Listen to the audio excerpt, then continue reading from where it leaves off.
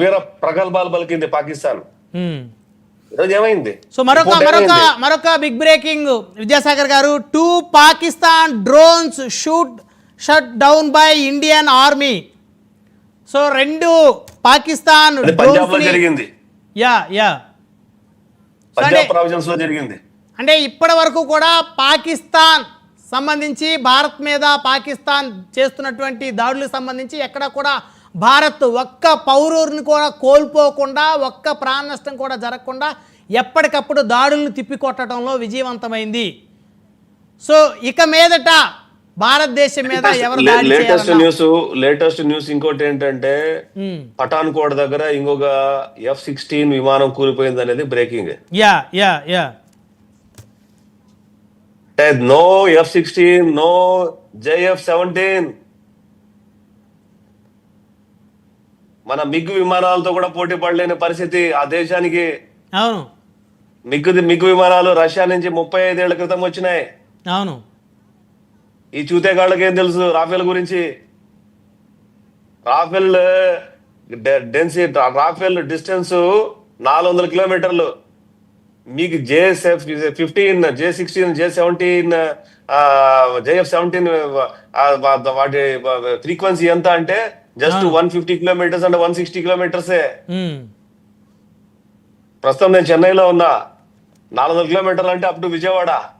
అవును, విజయవాడలో ఒక టేక్ ఆఫ్ అయితే ఇక్కడి నుంచి ఫైర్ చేస్తే పోతుంది. అది గుంటూరు విజయవాడ బస్సు, అది ఎర్ర బస్సు. JF-17 అంటే J-16 ముందు భారతదేశం కాదు. ఈ దేశం ఇప్పుడు చాలా పవర్ఫుల్. చూస్తున్నాం కదా మనం. అవును, చిన్నప్పటి నుంచి చదివి చదివి చదివి విసిగైపోయింది. ఈరోజు ఎంతమంది రాత్రులు నిద్ర మేల్కొంటున్నారు? అవును, అన్ని టీవీ ఛానల్స్. అవును, దేశ ప్రజలు మొత్తం నిద్ర మేల్కొన్నారు. ఈ రోజు పాకిస్తాన్ అంతం చూడాలి. ప్రత్యేకించి ప్రధానమంత్రి గారు దేశం మొత్తం అండి ఆయనతో ఉంది ఈ రోజు. అవును, ఎన్డీఏ ప్రభుత్వంతో ఉంది దేశం మొత్తం. పాకిస్తాన్ అనే దేశాన్ని సమూలంగా ఈ భూ పటాల మీద ఉండకుండా చేయాలి. 1947 ముందు పాకిస్తాన్ అనే దేశం లేదు.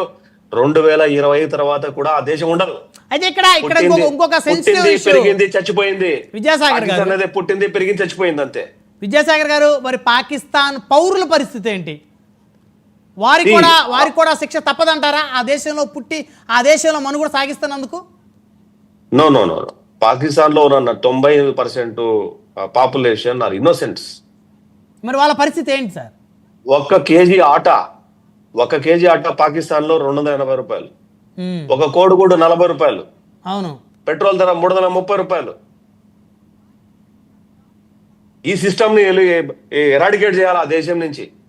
దేశాన్ని ఎరాడికేట్ చేస్తాం, ప్రజల్ని కాదు. ఆ దేశంలో ఉన్నటువంటి రాజకీయ సిస్టమ్ ని, లేకపోతే ఆ ఒక మిలిటరీ సామ్రాజ్యాన్ని కుప్పకొల్చాలా. దాంట్లో నుంచి ఆ ప్రజల యొక్క బానిసత్వాన్ని బయటకు తీసుకురావాలా. మంచి ప్రభుత్వం రావాలా. అక్కడున్న ప్రజలు మంచి పరిపాలన తీసుకోవాలా. అవును, పక్కన్న దేశాలతో వాళ్ళు మంచి రిలేషన్ మెయింటైన్ చేయాలి. అవును, అంతే తప్ప అక్కడ ప్రజలందరూ చనిపోవాలని చెప్పి ఎవడు కోరుకోరు.